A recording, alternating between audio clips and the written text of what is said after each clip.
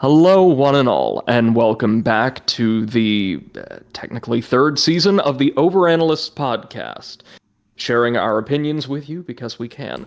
My name is Brady, and it's my pleasure to welcome you after quite a lengthy sabbatical back to our platform. Joining me, as always, are my good friends Seth, Heyo. Comrade Potato, Ahoy. and recently joining us, the newest member of our fold, professional challenge runner, Eclipsite. Hello. And today we have a singularly compelling topic to discuss with all of you. And I'm particularly excited to share it with you because I will be learning as you do. It's a topic I don't know very much about, but the others have all done a fair amount of research into. That being the recent cataclysmic failure of shared world MMO zombie survival title The Day Before, and the I hesitate to say closure, but a very abrupt rebranding of its developer, Fntastic, so fantastic or fucking-tastic, depending on how one wants to read out their I name. just find it so fascinating that we always decide to start the podcast or reboot the podcast when some shit hits the fan. I know. Yeah. So before we dive in, because I know each of the rest of you are Also- more knowledgeable about this than I. Oh, yes? We should call them Fntastic. Function test. Because it looks like the function key, but they didn't function very well. I see. I think the F is for flip, as in asset flip. And the So- N is for no game. F like failure. Before we dive in, and I will let the rest of you kind of take the reins for the remainder of the episode, as again, this really isn't my wheelhouse. Perhaps I could provide a brief overview of this situation for Yay. the viewers who are as equally confused about all of this as I am.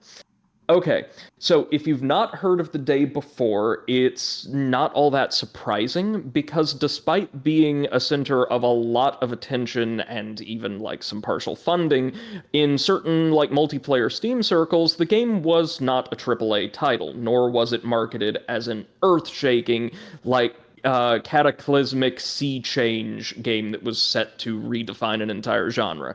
Instead, it sought to fulfill a simple fantasy that many people have had dating back more than a decade, to provide players with a shared world full of zombies with an emphasis on resource management, exploration, and teamwork-based cooperation and survival, so that they could fill out those Walking Dead dreams they've had all the way back since 2008, 2009. The game was being trumpeted and attempting to generate media attention through traditional outlets as well as online influencers for the past several years. Thanks in large part due to a massive media campaign undertaken by the Fntastic devs, who themselves are one of the principal development arms of a currently New Zealand-based Russian video game publisher that's been active for the most part for about 6 or 7 years. They had some considerable, if humble, success publishing indie titles, puzzle games, a top-down 3D survival title, to Steam and various mobile platforms, and ended up accruing a small but loyal following, and had some shady business practices and development practices that didn't really come to light until the recent Fallout, when The Day Before, which had been touted by so many people who were incredibly passionate about getting their open-world zombie survival game, and who were hungering for any signs of life from the project, as trailers were delayed, and the game was delayed, and communication from devs became more staggered, finally came out about, less than a month ago, as a barely functional, complete and total asset flip with few, if any, bespoke mechanics, ideas, or indeed content. And get this, this is beautiful. This is what I'm so interested to learn more about. The game, which was an open world online game, right? So it's based on external servers, it's an MMO. It failed and was closed down in about 4 days. That is stunning. The worst, I mean, commercially, worst performing MMOs I've ever researched last usually at least a year or thereabouts. This thing didn't make it to a week. And my fair friends here on our commentary panel are going to explain to all of us exactly why. But first, I have a question that any of the three of you can answer for me. And it's a sincere question, because I don't know. So I tried to find research into like other people's reactions to this, and outside of a couple professional news articles and an excellent documentary of the game's development by the YouTuber Kira TV, who goes into excruciating detail, I found very few videos, very few think pieces on this game that weren't from the terminally online outrage merchants I kind of try to stay away from online. You know, with a thumbnail featuring a man in glasses with a close cropped beard looking like he's shitting his intestines out next to a very badly compressed photo of the game. You know those videos. Yeah.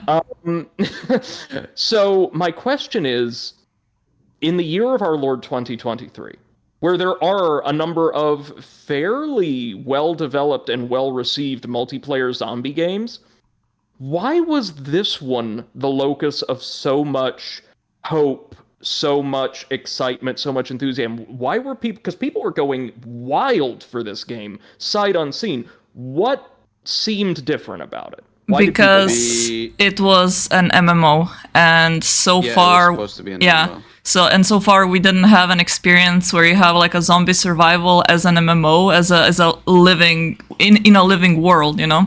Like you had your extraction games, you had your small multiplayer experiences, you know, where you had to build your base or whatever, but actually living in a world that was, you know, infested by zombies, where you had to survive, where you would maybe have like your guilds or something like that, where you could trade, communicate with other players, something like that is not yet out there, at least not in such a in such a amount that the developers promised. I mean, the closest thing you have is basically the Division, which isn't really open world. You have to like go out and you do the missions and then you come back. And or like I kind mean, of what is it, 7 Days to Die, something like that? no. 7 Days to Die, Rust, DayZ, they're all survival games, but they're not MMOs. You either need your own Right. server or you need to go on someone else's hosted server, and they have occasional wipes. This was supposed to be They're more like Ark. yeah, or even Ark is not but like World of Warcraft, for example, official servers where you have your character, you progress it, they Oh add no, continuous meant like content. DayZ was more like Ark than an MMO. Sorry. Oh yeah, I mean they're all basically just survivals where you have to have your own server or someone else's server, but it's not like official and everyone is playing, let's say, by the same rules, because when you have anyone can boot up their own server, that just means they can change like experience points, progression, turn on or off PvE, PvP. But this was supposed to be like this massive MMO where a whole shit ton of people can just play against zombies and shit, and everything is open world. Like you can go around, take cars, go into buildings, hordes of zombies, like literally living in a zombie horror movie. And correct me if I'm wrong then, but as a result, even though like there was a great deal of enthusiasm from certain sectors, in the best case scenario, this was always going to be something of a niche product, even if it was like executed perfectly. No, dude, this was the most wishlisted game on Steam. That is insane to me. People wanted this. Like think how popular all the survival games are. Oh, I I know. think like DayZ is currently like blossoming. They have so much content added. Rust keeps adding a shit ton of content. Like this, people really wanted this, and these guys, I guess, they figured it out. Like that people wanted this. It's a shame they didn't actually, decide to make it. They did, or their bosses did. I'm a little The thing is, it's questionable how many people actually ever worked in that studio. They say like the initial, whenever they started out, there was 8 of them. But I think Great. it's only ever been confirmed that there was 2 of them, 2 brothers. Right. The gentleman seen in all of the promotional videos you can still find online if you search like Fntastic Studio. No, not if you search Fantastic Studio, but if you go through like the Wayback Machine or some archived footage, because they wiped all their socials. Like the CEO nuked his LinkedIn. Everything is gone. They did their best to just disappear from the internet as best as they can. Yeah. Of course they did. But even then, like the employment numbers alone would lead me to be extremely skeptical of what they were promising. Because again, they were promising something at or above the level of what most AAA studios could provide. And again, this is not an untalented studio, but much of their previous work was on fairly small puzzle or asymmetrical multiplayer games. Yeah, but look at this. Okay, it's clearly they couldn't make like a freaking AAA, build everything from scratch game. And the fact that it's an asset flip is not because they bought assets from the Unreal Marketplace. Right. Buy all the assets you need. Maybe you're just a dev that doesn't do art, so you buy the art. Maybe you can make your own art, but you need some help with like the basic mechanics of the game, so you can just modify it yourself a little bit. That's all fine. The fact is, they bought assets, they did a little work to make them all work together, but that's about all they did. Like, if they had 5 years, if they bought a bunch of assets, then made them their own, expanded upon them, and actually implemented everything they promised, they would have had a great game, regardless of like how many people worked on it or how I don't want to say quality it was, but you know what I mean. Like, it didn't have to be a AAA experience for it to be a really fucking good game. I mean, Larian is not a AAA studio. They made Baldur's Gate 3. Of course, they didn't buy any assets.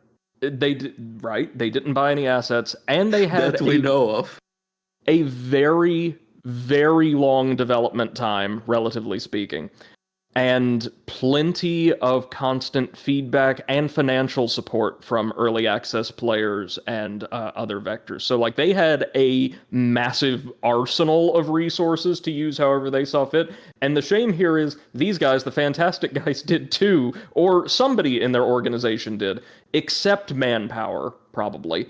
And there is no evidence that any of it was ever applied to the final product. And the shame to me, right, is have you guys like seen their other titles like the Dead by Daylight knockoff Prop Night, for instance? I've only seen it like on Steam. Which Prop Night was actually like I believe a well received game. Yes. Like, wasn't a massive flop. I mean, the Wild 8 there, I think that was like that's the survival game, like the top down survival game. Yes, that game had mostly positive reviews, like over 70% positive. And from what I've seen, all this, and I could be wrong, friends. Again, I'm the outsider looking in here, but from what I've seen, at least to a substantial extent, both of those games had their own bespoke, created in-house art styles, and both of them look pretty good for indie games. Like, visually, they've got some charm. It's so strange that this one doesn't. Yeah, it seems like it was not ever their intention to actually build up, or maybe it wasn't. They just realized they couldn't do it, or decided not. Yeah, maybe at some point it was like, okay, we are too far gone with all of this. Like, let's just try going for a quick cash grab. Yes. Because that's in the end what it turned out to be. So apparently Steam is giving everyone refunds, so they're not gonna get any of the money. Like, if you deal, like, it needs to be, I think, 30 days that your game is on Steam for sale before you will get the first. Yeah, it's like a monthly disbursement. Money. Yeah, so I don't think they're going to get any money from this. Like, Unless people don't their refund. publisher said that they're gonna give everyone refunds regardless of playtime and everything. And honestly, my opinion is in this case, Steam should just be like, this game got delisted. Clearly, it has no future because it's not a game that you can download and play like a single player experience. They should just be immediately refunding everyone and removing it from their Steam, or don't remove it, but refund everyone because there's no point. But Steam will not want to do that because they also want to keep their cut of the money. It's the fastest death I've ever seen an online title die. I think it's the fastest I've ever heard of. Yeah, but see, the thing is, the studio is still not a massive failure. They say they failed financially and everything, but they didn't actually close down the studio. They rebranded to what was it? 8 Points. 8 Points. Yeah. Yeah. Which was their original name from way back. But it's interesting you bring that up, Potato, because one of the things people, even myself, would know about this game is it supposedly, officially, caused the death of the Fntastic crew, and they released a farewell statement thanking people for all their support and enthusiasm and all this, and announced basically that they were closing the studio, and then didn't. They just rebranded and are continuing to work on something else that I'm certain will be of superlative quality. And for legal purposes, I must disclaim I am not making insinuations about their character or future, just making a little joke. Do we know what they're working on? Do we know what the next project is? No, they're still radio silent. I'm guessing they're waiting for it to die down a little bit. So we've given... apparently the 8 Points, the Wild 8 game, was funded on Kickstarter. So probably why they actually completed the game and maybe put some effort in, because they took some money and then they had some responsibilities, even though technically Kickstarter will not force you to actually complete your project after you get the money. Which is so scuffed. But okay, we've got kind of an overview. I will now turn things over to you guys. You can guide the conversation. Like, take us deeper. Tell us a little bit more about this game and what happened leading up to and after its release, because I'm sure there's a lot I don't know. Personally, I heard about this game a while ago when it was still just trailers and everything. And the first time I saw the trailer, it was obvious it was a vertical slice, which is basically not actual gameplay. It's something they just create, as a visual representation of what the game should look like. And if you look at a lot of like video trailers for games that are announced, most of them are vertical slices. That's why when you actually get the game, it's not, how it looked like in that first trailer. It always looks much better, and maybe some features are missing. Like and their trailer was just, it was basically plagiarism. Like, they stole from everyone. Their title font was The Last of Us, right? I've seen that. They had scenes which are like 1-for-1 from The Division, from was it Call of Duty? It was from I Am Legend. I don't even know who else they stole from. Which, I mean, you can go like, okay, they got, inspired by them, and clearly those were good. Probably. Like, I'm pretty sure the list is long. I mean, just to be clear, allegedly, we are not saying that they did that, but it looked quite similar, and that is our opinion. Oh, yeah. They allegedly absolutely did do that. We are saying that if you were to provide us with an example of proven outright content or IP theft and set it side by side to Fntastic's trailer, all of us would have a very hard time discerning one from the other. That is not saying they committed theft. That is saying they committed something at least indistinguishable from theft, but legally distinct. I don't know why we're worried about getting sued. Apparently, they're bankrupt and they have no money. How is a studio gonna sue us if it doesn't exist? Come See, on, Brady. Think I've got a about it. fun question about the no money thing. Yeah. So what I kind of fixated on a wee bit was I wasn't able to get much of a deep dive because I didn't have a lot of time. But Fntastic uses unpaid volunteers for their localization and moderation. Well, no, Oh, it's something yeah. deeper, Eclipse. All of their employees are technically volunteers, even the paid ones. Yeah, because the unpaid, the ones who work full time are on a salary. But I'm going to be honest. Like, as someone who's been asked to do unpaid work before and told people to go shove it, I don't know if the company's going to draw the line so clearly as that they're going to be like, oh no, you only work 36 hours, too bad. Bye. Now, So that go sounds more like a tax evasion thing.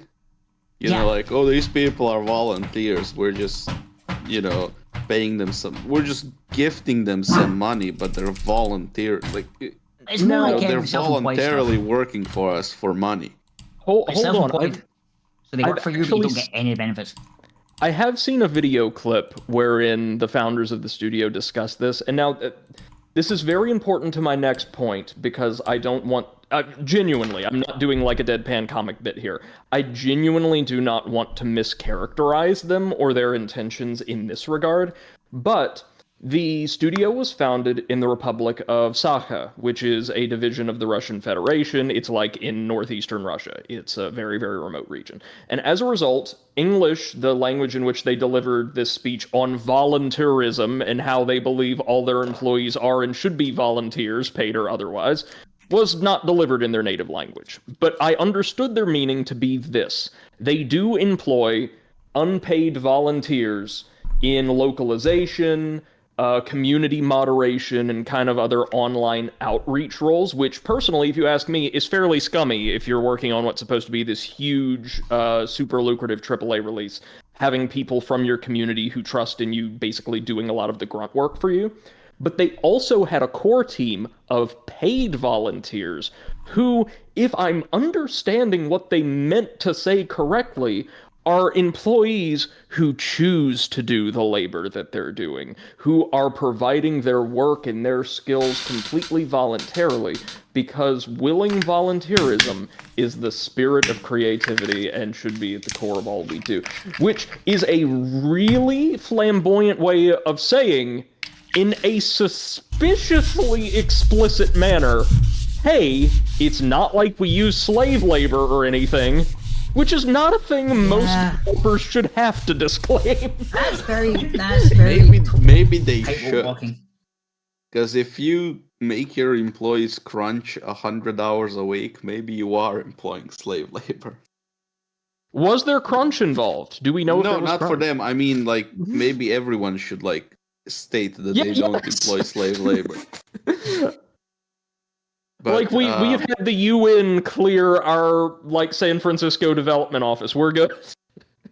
But yeah, you said they're like they were founded in Russia. They're a Russian studio, but actually, well, they are, but they created their company in Singapore, and they were listed as a Singaporean developer. And their publisher, which is also Russian based or Russian founded, is based in New Zealand. Curiously enough. Yeah, I mean, it's not really that curious. They're trying to not get fucked by the sanctions.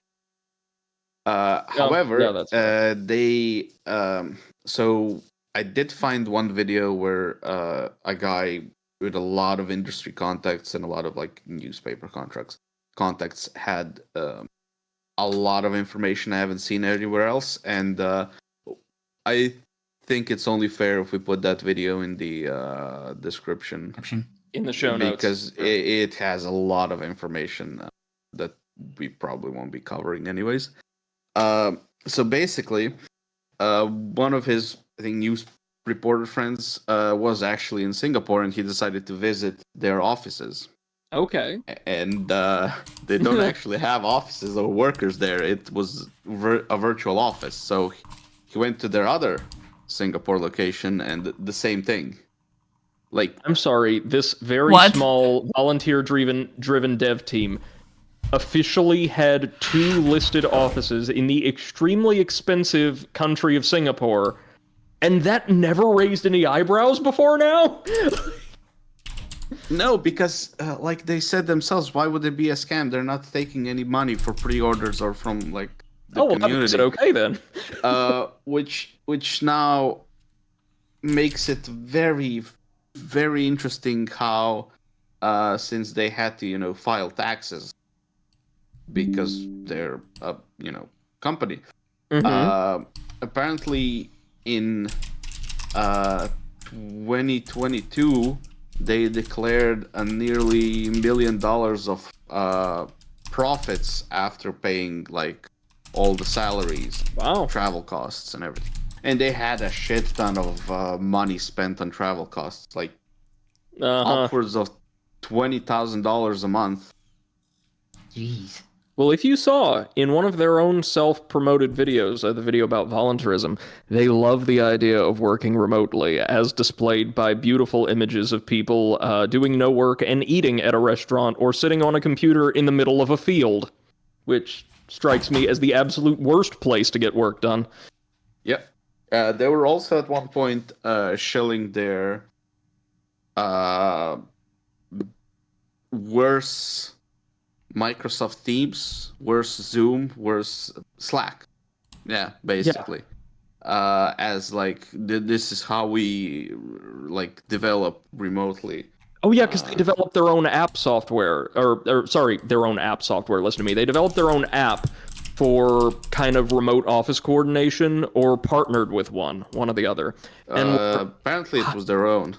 Highly encouraging other startups and organizations to purchase a license to it. So there's that. Yeah, and whenever somebody wanted like an interview about the day before, they were like, "Sure, but you have to ask us about this app that you are making." What? Yeah.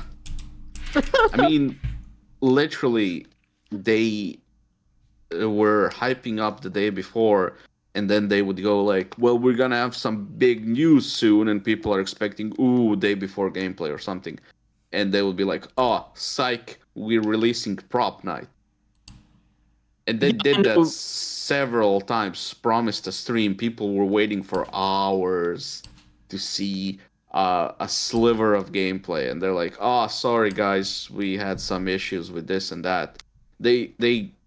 Okay, so they got sued for copyright because there was a calendar app. I think that was called The Day Before.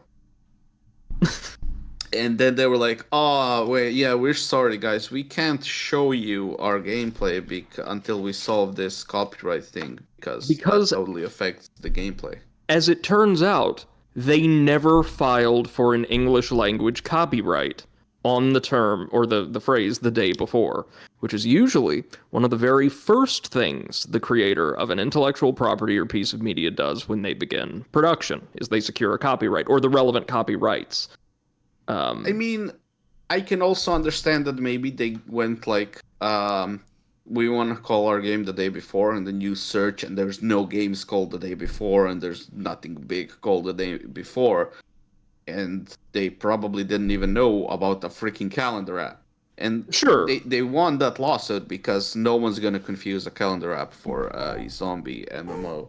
Right, because like, you can get the calendar app right now. We actually haven't done any research in the calendar app. That might also be an asset flip. No, I was going to ask, does the calendar app also provide you with like a consistent shared world that you can use to track all your events? Like create a guild for your aerobicize class or something? But Seth, did you actually end up playing the game, or did you refund it because you couldn't even log in? Yeah, so I managed to actually play it for a couple of minutes. Both a friend of mine and myself got it like straight on release, and we're planning on streaming it. I didn't manage to get into the game for about half an hour. I constantly had the error of the connection to the server was lost, something like that. Then I managed to get into the game finally, and then the game started crashing. So that was the first issue. After that, I refunded it. I was like, you know what? I can understand, server issues on the release day, like Blizzard. But what I seen when I actually managed to get in was nothing what was promised. And after watching, my friend stream it for about an hour, and he went into the game with a very, very positive mind. So he was like, you know what? I don't care about the bad reviews. This is something that I really wanted, and I want to give it enough time to put my own opinion. Just a second. Beppo interrupting. He wants to give his own opinion. See, you know what's funny? Maybe I'm just under a rock, but I had not heard about this game at all until it broke. Yeah, so basically then I was watching that friend that was playing it for an hour, like very positively, everything. The problem is that game was nothing like what was advertised. It's basically like, all of those mobile ads that you keep getting about games, the manor games and like, oh, do this, do that you get on Instagram, and then you download it. Games. Yeah. And then you download it and you're like, this is not what was in the ad. Like, what the hell is this? That was basically my experience with this game. So even this friend that was very positive about the game, he was like, I just cannot in the right mind say that this is a good game or anything that I wanted to play. Well, good on him for being willing to revise his opinion based on the evidence he had at hand. That's...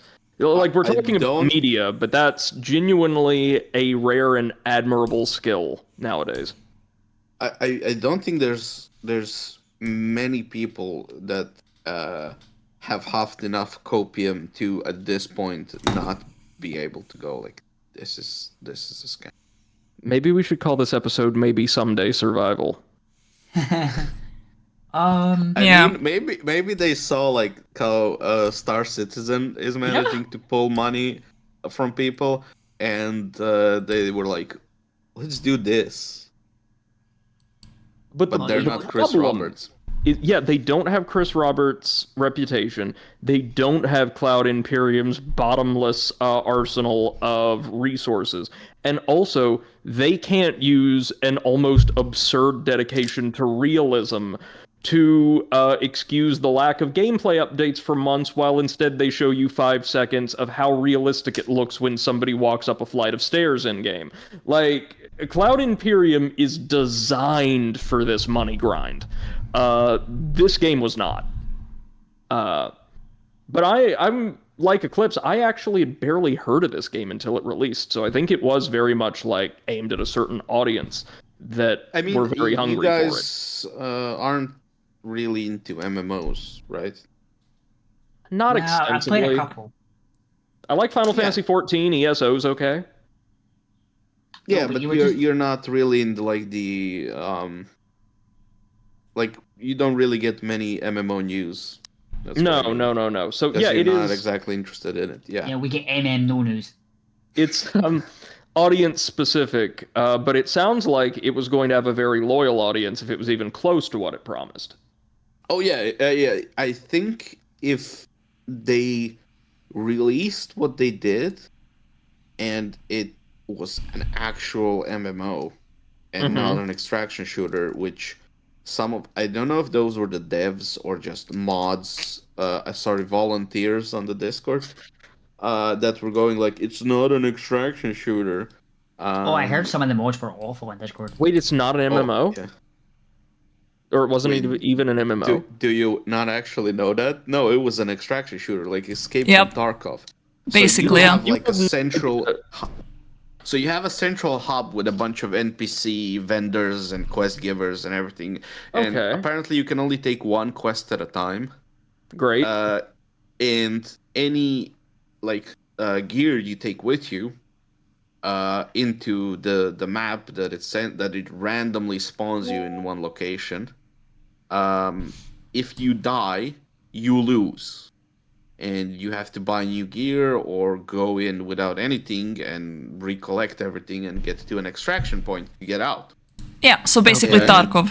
Or even Call of Duty has a mode like that, like for the last 2 games or so. Or except Dr. Disrespect's terrible game. oh, yeah. But basically, people would have like 30 minutes of just walking around, barely finding anything, barely fighting anything, barely seeing a single person, or more often than not even seeing a single person. Computer barely running it. And then they're like half an hour they'd extract.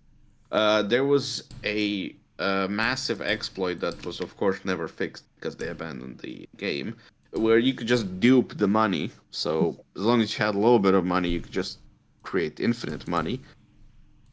But it didn't really matter because there was no economy because it's not an MMO. So, Yeah.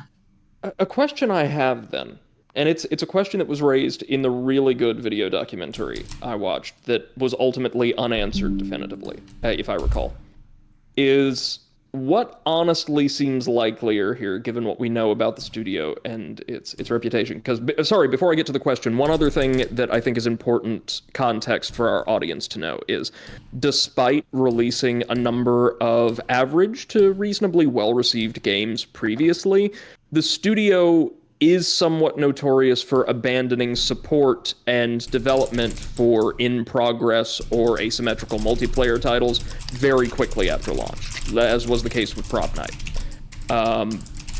But the question I have, and I would love for some input, especially from like Seth and Potato, as you two seem to have the most intimate knowledge of the game, is does the end result of the day before suggest outright malfeasance or ill intent, like an intent to scam and deceive and exploit on the part of the devs? Or is it a case of almost, because there is some evidence to point to this, almost comical mismanagement of your own resources, audience expectations, like massive studio-wide incompetence in trying to create or utilize the hype behind this thing that failed? Or does it matter? Because I'd say it may Well, not. I'd say it doesn't really matter, but like you know that saying, like, don't assume malice when incompetence is a good enough explanation. Words I At live a by. certain point, this is way more than incompetence. Like, all those rip-offs of other trailers and like, okay, so they say they've been developing that game for 5 years. Um, their publisher, Mytona, Yes. um, did they not check up with them? Did they not go like, "Hey, can we see what you've made of the game?"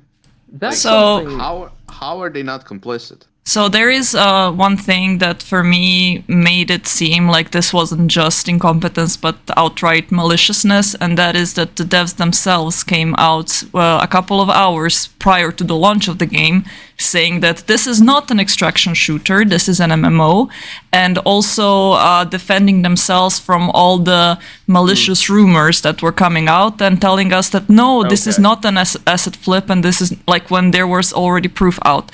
So they were actively trying to gaslight the community, even though the proof was already out there, doing that a couple of hours prior to the launch, so not even waiting for the response from the community based on like what the actual game is. So they knew in advance that they were selling us crap. So they tried to Yeah. preempt. That seems pretty scummy to me and pretty definitive. Not unlike, I think it was Ubisoft and Bethesda's use of last-minute review embargoes to prevent really negative coverage of unfinished games from reaching the public. And Okay. also, I think they've been messing about with Steam reviews, and also the Discords have been going. The mods, like the unpaid mods, have been going around on like Discord and Reddit. Like trying to defend the game and Yeah. also like purging their own Discord. Yeah. But they actually went out with the statement that the game is not an asset flip before the game even came out. Before there was any indication that it might have been an asset flip. Oh, here's the thing: assets are there to be used, but you have to have something there. Oh yeah, no. Like, they didn't just buy assets, Eclipse. They bought Yeah, I know. I've straight heard. up Actually, game mechanics. Yeah. people, Every single someone on mechanic you Reddit, see in that game What? is bought. someone on Reddit actually priced out that. Yeah. Oh, So, yeah. and the thing is, it And would be I- completely fine if the assets are bought, but like own up to it. Yeah, Well, and not I, just- being I a mean- dork, added up the dollar amounts to the assets. Yeah. 4,071. Oh, that's actually a lot more than I thought they paid. I also believe that limited use of prefab assets is perfectly acceptable. And if you're making a small project, if it's a student project and you're focused on mechanics or the tech or something like that, and you can't be bothered, that's perfectly acceptable. But when you are releasing a commercial product and you officially employ artists and you officially employ programmers, art volunteers and programming volunteers, Yeah. then it is an insult both to those employees and to the audience you are selling their work to use an entirely prefabricated suite of aesthetics and mechanics. At that point, what creative or transformative work have you done? You are not demonstrating the value of your team. You are not demonstrating the value of your ideas or your company. You are demonstrating the value and merit of many other people's work. And those people receive probably cents on the dollar, if anything, just from the license you bought. So, okay, no, Brady, look. If you have an idea for a story for a good game, you just buy everything, put it together. It works without bugs for the most part, and later you can fix the small ones. And it's a good story. It's fine. Buy all the assets you want. Of course, disclose that the assets are bought, because if you bought something from an artist, yep, he should get credit. absolutely. Like, he got money from you, but he should get credit as well, same as your employee would. The fact that they bought all their assets is not a problem. If that game was good and one dude just bought a shit ton of assets for like 4,000, 5,000, 10,000 bucks and made an awesome game out of it, who gives a shit if he bought all that stuff? Nobody would care. Like, if he made an awesome game, no one would care. The only problem is that it was literally an asset flip. Like, people think like, oh, asset flip is a bad word, so it must mean using like store assets is a bad thing. No, There's a it's difference. just yeah. But like, literally every single thing they like, it seems that the only work they put in was to make all those assets somewhat work together. And to make the trailer. They It's bought kinda like like- third-person camera, $100. Ascent dialogue system, $70. Easy voice chat, $75. And as far as I know, voice chat didn't actually work in the game, 75 bucks wasted. or at least proximity voice chat didn't work in the game. So now that we have kind of like, talked about the controversies around the game itself, like there's quite some more that happened after the game shut down. So at the end of our conversation, since we are approaching closely the 1 hour mark, so what happened? 4 days passed, the servers got shut down. Anybody would like to explain to the listeners what happened then? Wait, did the server shut down? Yeah, no, the game was dead in 4 days, like completely, totally dead. No. But they said the servers would stay up even for prop night and for the day before. Yeah, I But think they don't know what I would think the servers are gonna stay up until the license stays, because you cannot really rent a server for like a day or 2 days or 4 days, but like usually it's a couple of months contract. So most likely until the contract is up, the servers are gonna be up. I'm just like, the thing I'm curious about is what was the player capacity on those servers? One. I've got one Okay, here with The 101. game peaked at what, 38,000 players? But that's Okay. how many people had the game turned on. That's not Right. how many people were actually in the servers. So I'm thinking, like, was it maybe 1,000 people that were actually able to play? and that's why the huge ass map didn't actually have any So, players in it. from what I've seen from my friend's stream, as soon as one other person would be anywhere near his vicinity, the game would just go crazy. Like everything would start incredibly lagging. He had one zombie in front of him for a period of time, and everything just like dropped. Like the FPS dropped to like 5, 6. Nothing was functioning anymore. So I'm not sure if that was just like an insane memory leak or just the server not being able to handle anything, but it was absolutely atrocious. Bit of column A, bit of column B. That's But, amazing. Why not So- all? all of those things sort of fixed. One thing they did that was horrendous is so, like I said, if you die in the game, you lose all your gear and you have to either go in without it or buy some new. But if you don't have money to buy new, you have to go in without gear and hope you will find something. So if you go into a zombie wasteland and you have no guns and you get attacked by a zombie, what are you gonna do? You're gonna try and fight them off with your fists, right? But you can't? No, you won't. There's no melee system. What? They didn't buy a melee mechanic. Maybe there was no good ones on the asset store. Can And I when people say- complained, when people complained about it, they said they'll consider putting it in. Can I say, though, I appreciate so much how just as a matter of course for this discussion, normally, like, if we were talking about any other game, and we were to learn that, like, a major gameplay system was purchased prefab, we would probably, and rightly, offer some criticism of that decision. I would offer particularly strong criticism of it.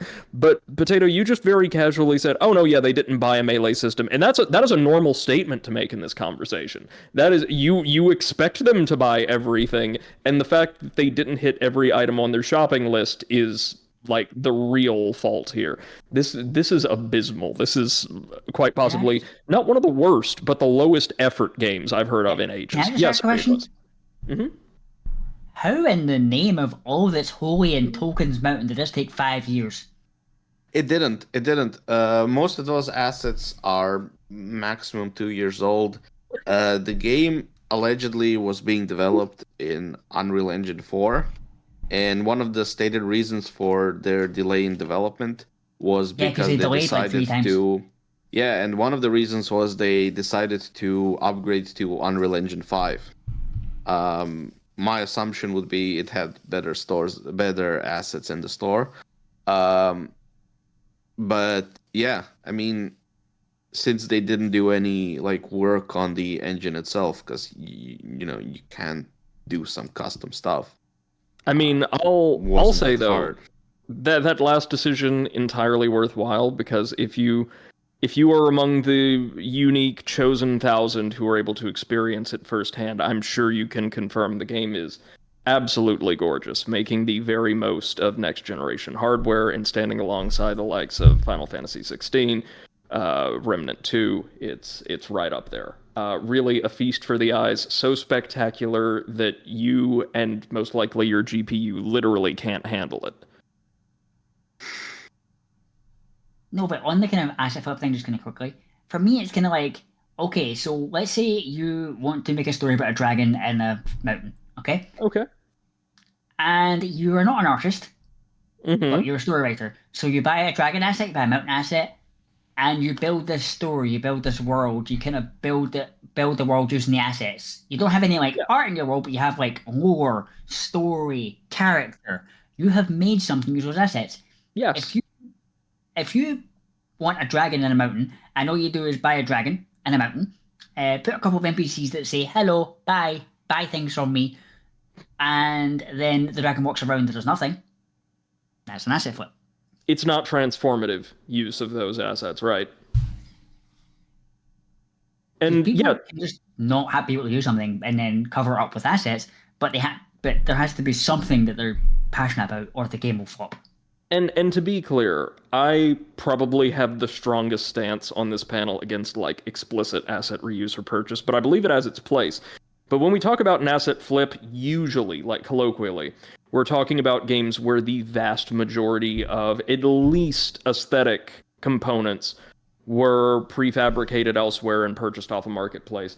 And one thing I think we can all agree on, not as a universal constant, but generally, is the greater portion of a game's content that was purchased off a marketplace, aesthetics, mechanics, whatever, usually there's going to be an inverse relationship with the quality of the game itself. Not always, but usually. The less original stuff is in it, or the less original transformative work that went in, usually the worse the game is. I think it's mostly because of the negative connotations of using assets from the store. People don't want to use them.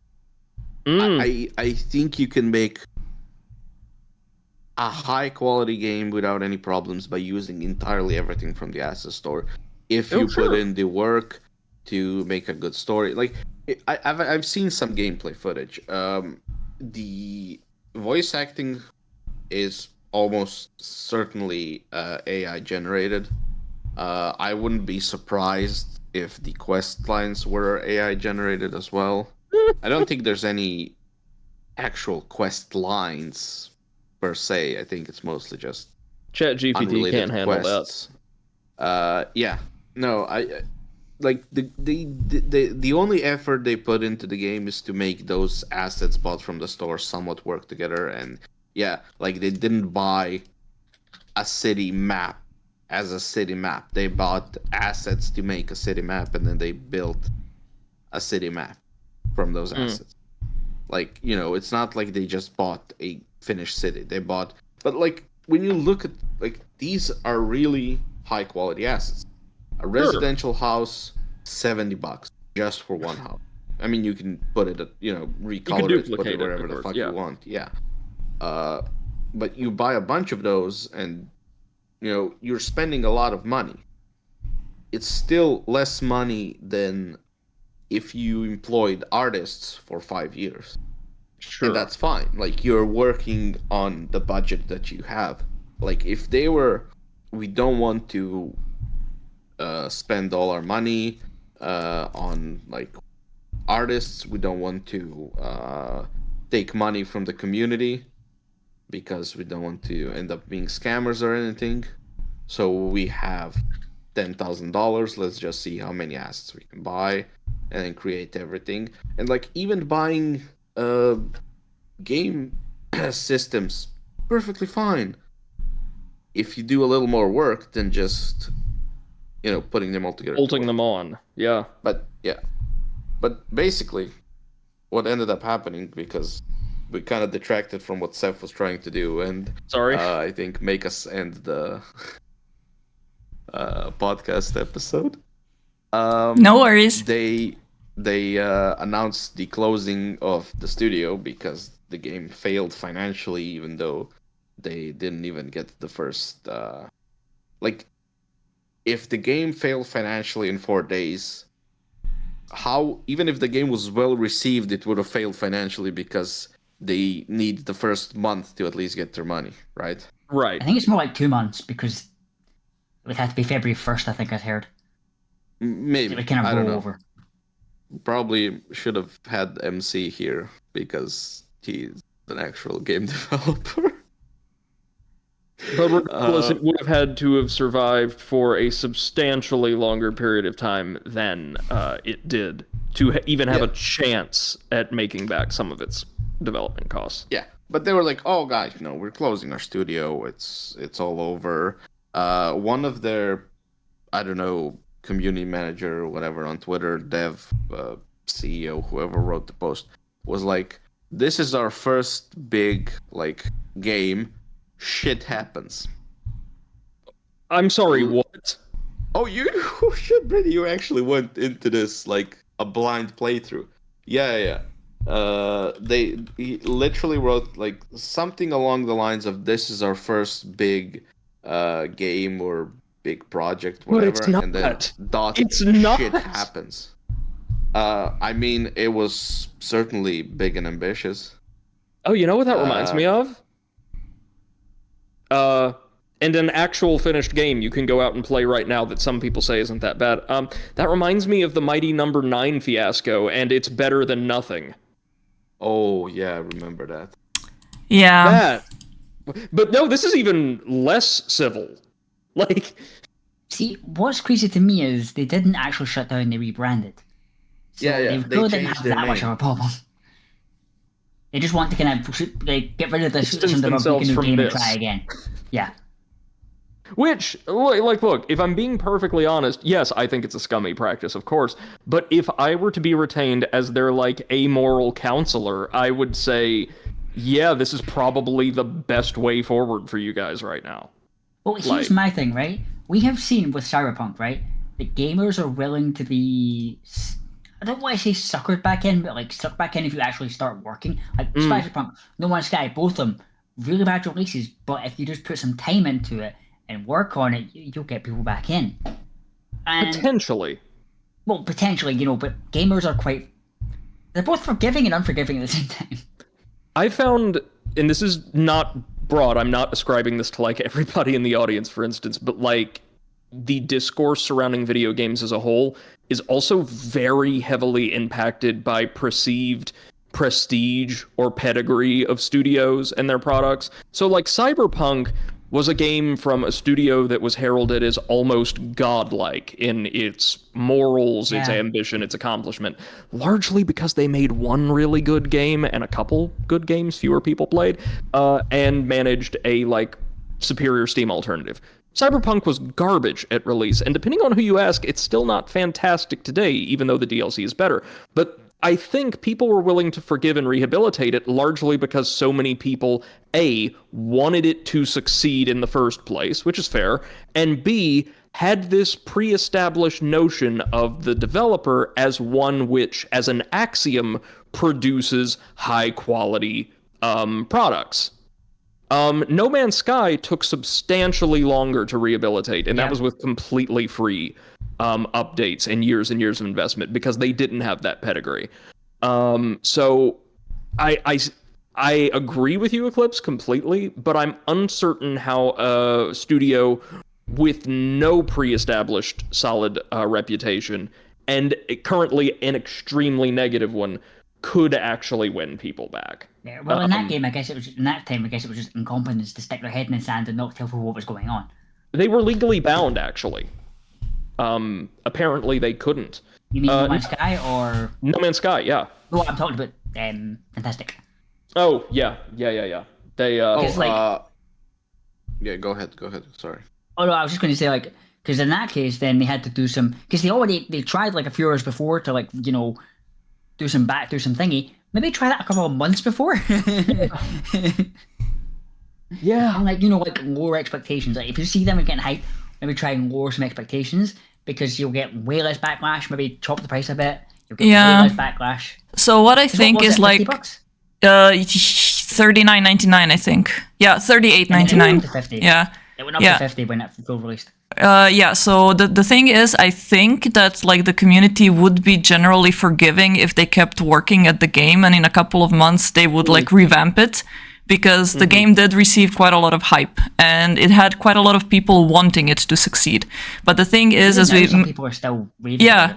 like the thing is that, as we mentioned earlier, if after 4 days you already declare financial failure, you know that that game, even on its release, was not meant to succeed, because game development is an investment. You're not going to be seeing the return to that investment for a couple of months. So you need to be financially stable in that, like in the midterm, to be able to survive on the eventual profits that your game is going to bring you, which means that they did not, like, they released the game that they knew they're going to be shutting down in a couple of days. Yeah, a shutting down decision does not happen overnight. Yeah. Also, like, don't even hype your game. Just come out and release it. Like, unless you're going Unless for you've some got prestige, early I access wouldn't try. Kickstarter. Yeah, unless you're Chris Roberts, you will just overhype it. Like, you cannot avoid overhyping them. Unless you're hyping it up like a month before release and you have Yeah. everything done. Do not hype it at all. Do not tell anyone you're making the game. Just make the fucking game. Yes. Studies have shown that the most significant, like, positive ROI impact that a media-based hype cycle can have for a product in like the gaming space is around a year.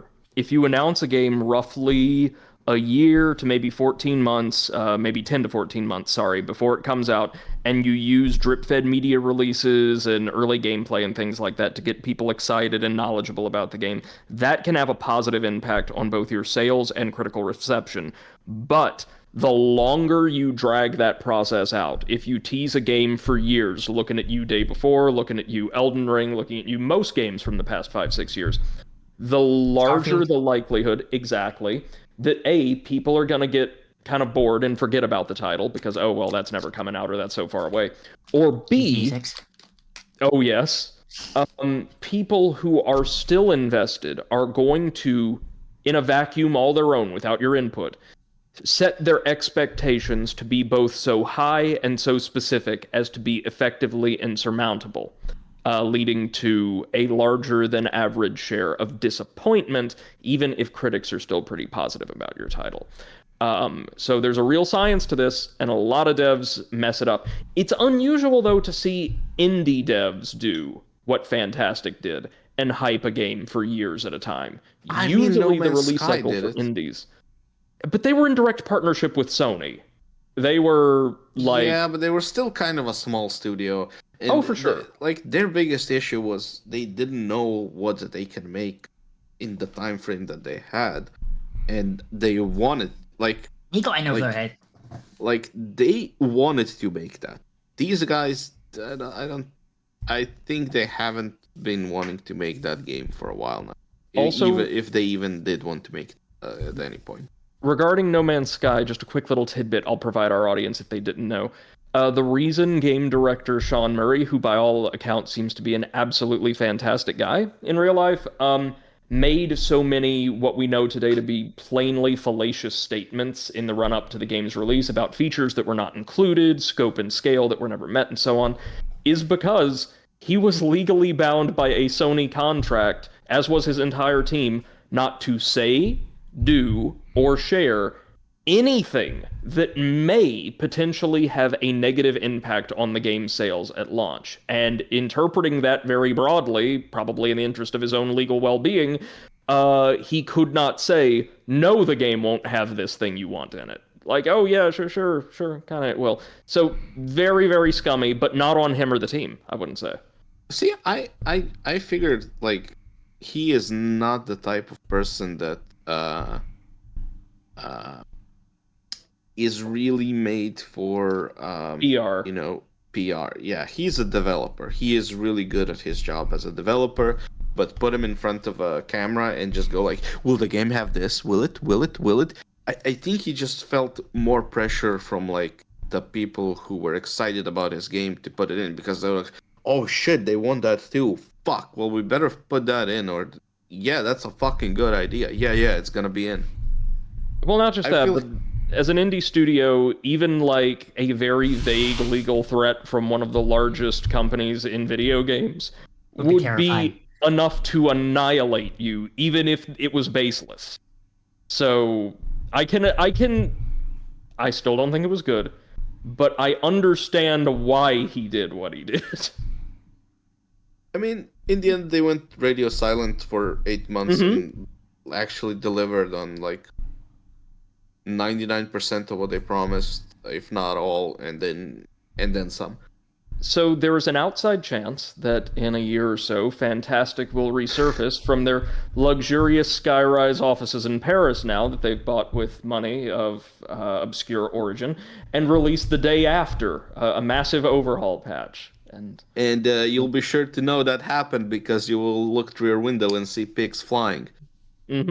And you will also see a new episode of the Overanalysts podcast in your feed discussing it at length. And that's a perfect way to end the stream.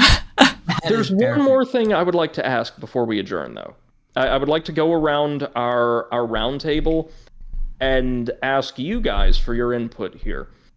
Not regarding this game specifically, but since this idea of an open world, like kind of shared experience zombie survival game is so popular, if you were advising an indie or a smaller like AAA or AA team in creating this to meet this goal to satisfy this audience, what do you think their priorities should be, and what should the final game look like? We can just go around the room. Let's start with Eclipse. Oh dear, because I'm the one that this game would not be targeted towards. But I would say you have to for any MMO, you have to focus on making it fun to play for a long time or a short time. Some people already come onto an MMO for an hour. Some already come for 10 hours. You have to make the moment to moment more fun. You have to make the world. You want people to sit in your world and go, "Ooh, yay!" and also want to interact with the world and people also playing the world. Because for me with Sea of Thieves, the biggest problem with Sea of Thieves is the world is great. My issue is interacting with players. Sometimes it's great. Sometimes you're sitting on an island trying to find a treasure chest for 20 minutes, and someone comes along and blows up your ship in 5. Sure. You have no warning. All your progress is lost. There's nothing you can do because you had to sit on an island for 20 minutes. So just make the world fun and make the player experience fun. Make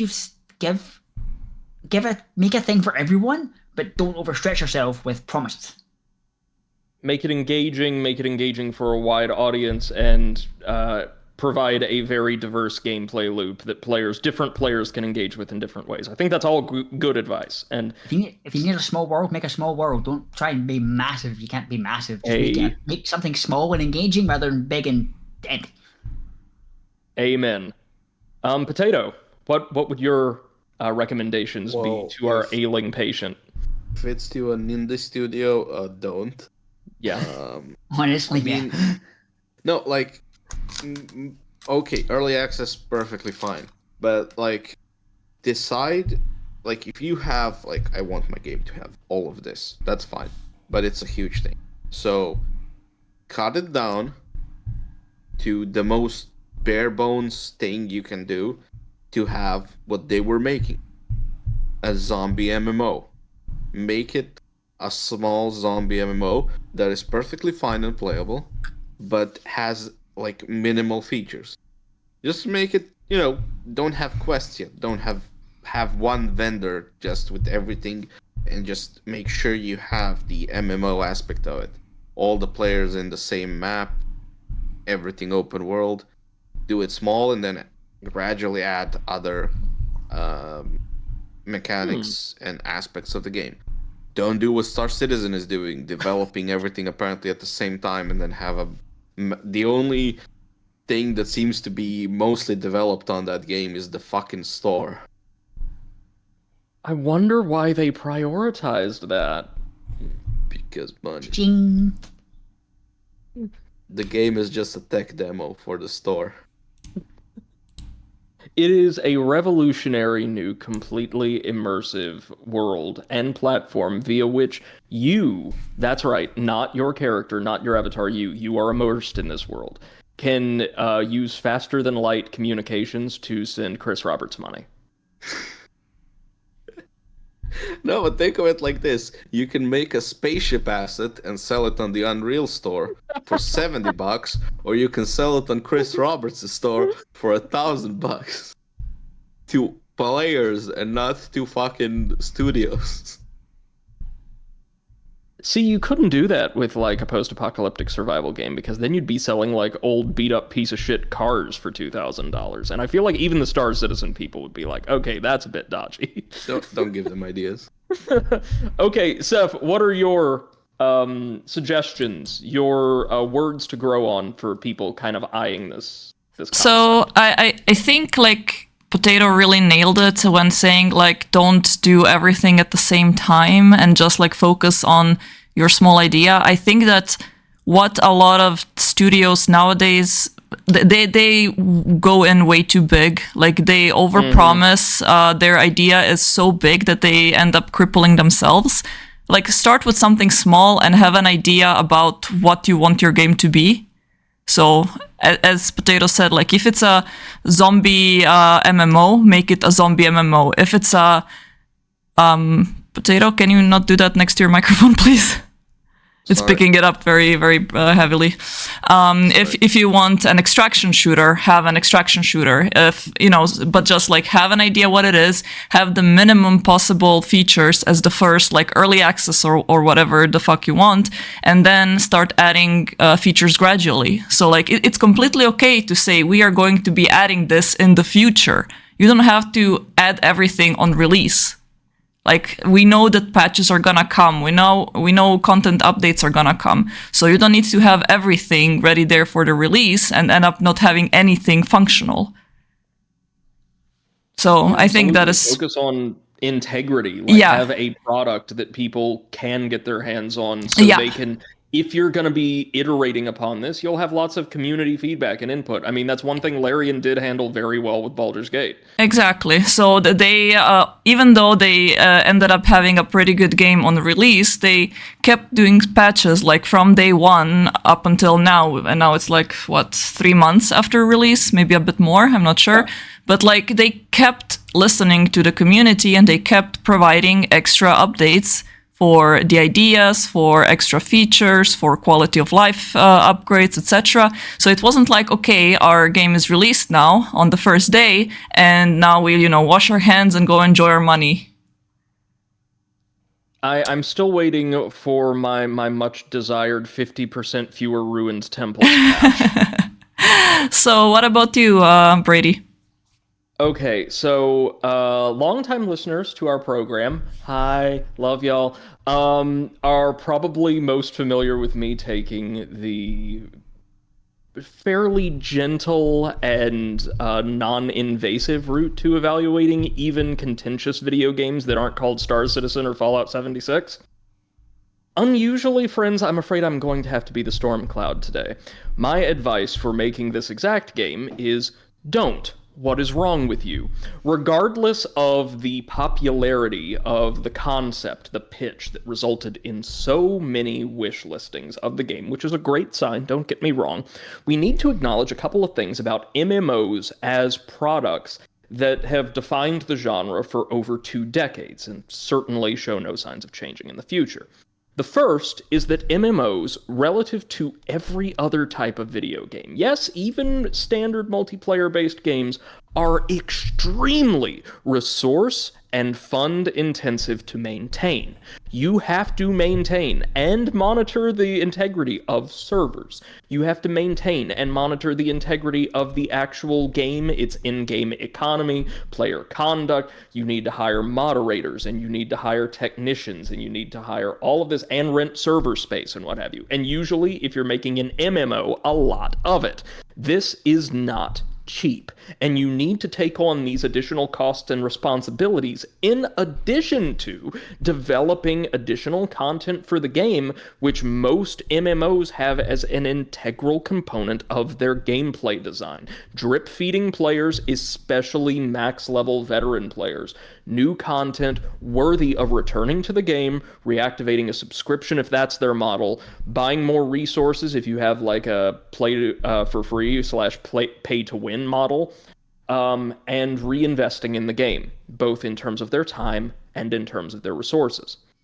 This is extremely costly, and it's one of the reasons why many studios, even those with a reasonable amount of funding, which have an MMO as either their first or one of their first projects, almost invariably fail, because you will need to bring in an incredible amount of money from a large and, keyword, consistent player base in order to break even, let alone make a profit.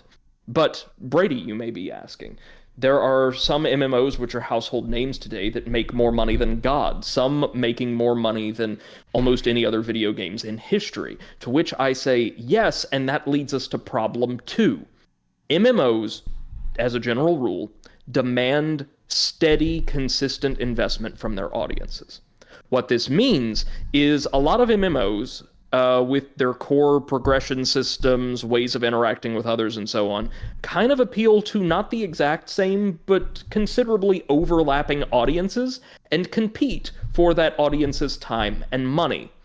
This is one of the reasons why so many MMOs fail catastrophically amid mass player desertions when they're unable to deliver new content very regularly or have certain aspects of their game feel or progression system usurped by another better funded and more popular title.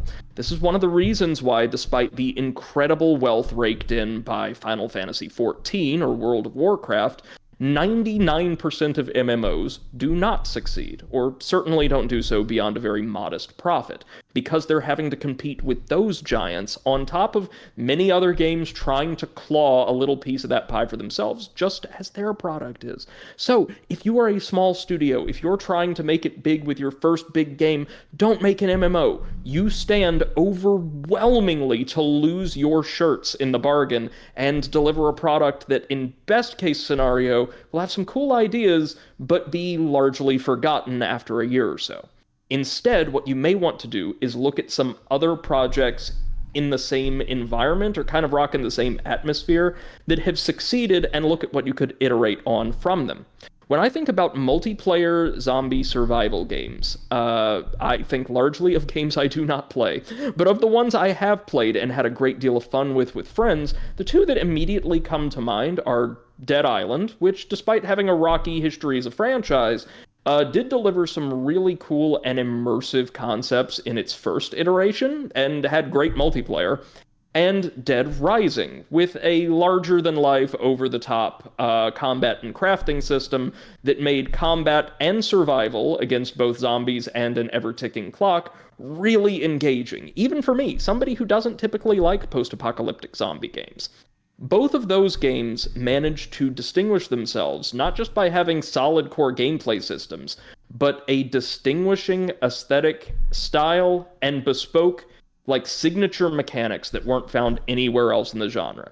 If you're going to be creating a game using such a boilerplate concept as the zombie apocalypse, you need your hook. Whether that's a unique art style, whether that's unique lore, whether that's cool, totally unique gameplay mechanics that none of your competitors have or have seen before, or any combination of the three, you need to craft that hook, something that will drag in an audience and maintain their attention because no other game offers it.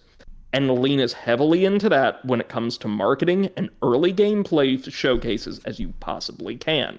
Show us what makes your game different. Don't show us that your game is appealing because it resembles so much of what we enjoy already. That is a way you can maintain and over time grow a player base, which as a developing studio, like a growing little, baby studio, is something you want to do.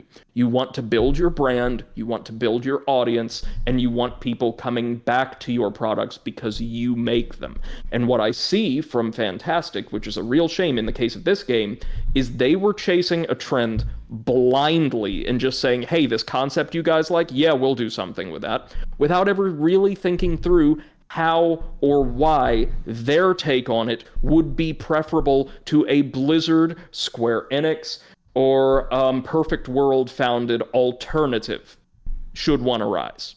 And that, regardless of how well the game performed, I argue, would ultimately damn them. So make sure you have a hook, lean into that hook, and show us why your game is special, and not just that it's something we thought might be cool 10, 20 years ago.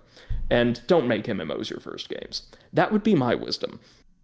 For a given value of wisdom, keep in mind, I am not an authority on any of these things, and am probably the person least qualified to speak on any of this here, which is why I have talked for the longest amount of time. Thank you, one and all. Any concluding remarks before we tie things up today? Nope. Thank you all for joining us today. Yeah. Thank you all so much for joining us for the return of the Overanalysts podcast. It is our sincerest wish that we are able to produce more episodes and share them with you in the near future. Not always necessarily on gaming disasters, but we thought, probably best to return to our roots for this. And we will hopefully be back to talk with you about something relevant to gaming and its long and illustrious history as a medium in the near future. Until then, thank you all so much for listening, and have a wonderful rest of your day. Bye-bye! Bye! Bye.